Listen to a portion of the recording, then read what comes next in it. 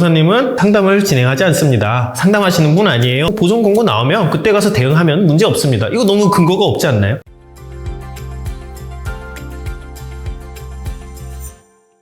안녕하세요. 개인회생 길잡이 김은찬 변호사입니다.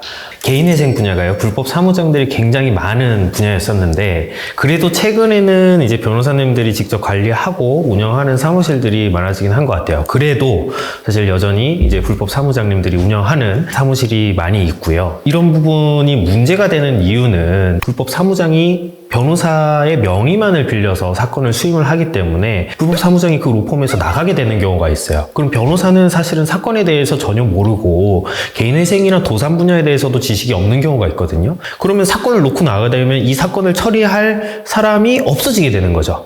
그런 과정에서 보전 권고가 나오게 됐는데, 이런 부분들을 전혀 대응하지 못하게 되면은 그대로 사건이 기각되거나 경우에 따라서는 신청서조차 제출되지 않는 그런 사례들이 나오게 되는 것이죠. 이런 게 가능할까라고 생각을 하지만, 제가 생각하기에 기본적으로 변호사 업계는 의뢰인들과의 관계에 있어서 조금은 갑의 위치에서 일하는 전문가들이란 말이에요. 그래서 여기서 이래요라고 하면 의뢰인들은 그걸 믿을 수가 없어요. 그래서 신청서 제출하는 데 시간 걸립니다. 이렇게 그냥 이야기를 하면은 그거에 대해서 의뢰인 입장에서는 항의하기가 좀 어려운 거예요. 그렇게 해서 시간이 지나면은 문제가 골마서 터지는 거죠. 근데 기본적으로 변호사업도 서비스입니다. 법률 서비스이기 때문에 그 서비스 원칙에 충실해야 되고요. 개인 회생이라는 거를 진행하는 주체는 누구예요? 의뢰인 당사자죠. 그렇기 때문에 의뢰인이 당연히 서비스 중심이 돼야 된다. 너무나 일반적인 원칙이고 명제인데 이게 좀 잘 지켜지지 않는 경우가 있는 것 같아서 한번 말씀을 드렸고요. 그러면은 내가 개인 회생을 진행을 할 때 좋은 사무실 선택을 해야겠죠? 선택을 할 때 어떻게 좀 알 수 있을까요? 상담 단계에서 알아차리는 수밖에 없습니다. 이미 계약을 하고 나면 늦는 거죠. 계약을 이미 진행을 했는데 이제 그때 가서 소통이 잘 된다 안 된다 이런 부분들은 이제 이미 사건을 맡겼기 때문에 대리인 변경에 어려움이 있을 수밖에 없어요. 그래서 사건 수임 단계에서 좋은 사무실을 구분하는 법에 대해서 한번 설명을 드려볼까 합니다. 첫 번째로는요, 상담의 전문성이 좀 확보가 돼야 되겠죠. 기본적으로 상담을 잘해야 됩니다. 상담을 잘한다는 거는 많은 케이스가 축적이 된 거고요. 사건에 대해서 정확하게 이해를 하고 있는 거예요. 그래서 의뢰인 입장에서는 개인회생 되나요? 됩니다. 오세요. 요거 물론 듣기 좋죠.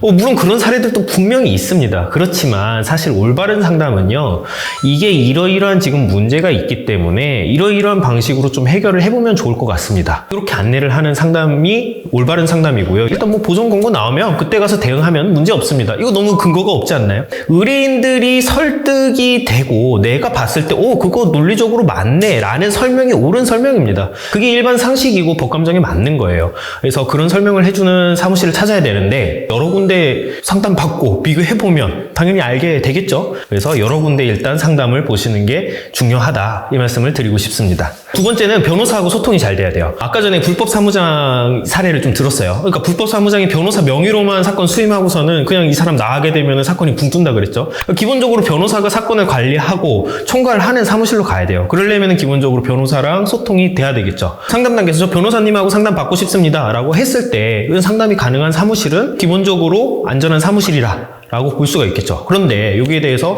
변호사님은 상담을 진행하지 않습니다. 상담하시는 분 아니에요. 변호사는 그런 거 하는 일 아닙니다. 변호사가 하는 일이 원래 그겁니다. 상담을 해야 되고요. 수임을 하는 게 정상적이에요. 세 번째로는요, 개인회생 진행 비용이 좀 투명한 곳을 선임하시는 게 좋습니다. 개인회생이라고 하면 인지대 송달료부터 해서 여러 가지 항목들이 비용이 들어가게 돼요. 그런 항목들에 대해서 절차적으로 요때 얼마, 요때 얼마, 요때 얼마, 그리고 변호사 수임료 얼마, 그러니까 요 정도 주세요 라고 요청을 하는 사무실을 선택을 하시는 게 상대적으로 신뢰도가 높은 사무실이라 라고 평가를 할 수 있겠고요.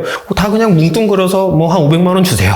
요거는 좀 투명성이 담보가 되지 않기 때문에 상대적으로 좀 신뢰도가 낮다, 이렇게 볼 수 있을 것 같습니다. 마지막으로요, 이게 적정하냐 적정하지 않느냐에 대해서는 좀 의견 다툼이 있을 것 같은데, 변호사 수임료 대출을 권하는 사무실이 있어요. 개인 회생이라는 것이 기본적으로 돈이 좀 부족하고 지금 없기 때문에 개인 회생 진행을 하는 거잖아요. 그렇기 때문에 변호사 수임료 자체가 부담스러우니까 변호사 수임료 대출을 받으세요, 그렇게 해서 진행 가능합니다 라고 안내를 하시는 사무실도 있는데, 이게 뭐 잘못됐다라고 볼 수는 없겠지만은 수임료 대출 같은 경우는 연 이자가 20% 정도 되고 이거는 회생 채권에도 들어가지가 않기 때문에 개인 회생이랑 별개로 일단 진행을 해야 되는 거예요. 사실은 변호사 사무실 입장에서는 변호사 수임료 자체를 분할해서 납부를 받는 것이 가능하고 저희 사무실도 그렇게 하고 있거든요. 그렇기 때문에 사실 채무자의 입장에서 보자면 대출을 권하는 거가 저는 조금 적정하지 않다라고 그렇게 생각을 하고 있습니다.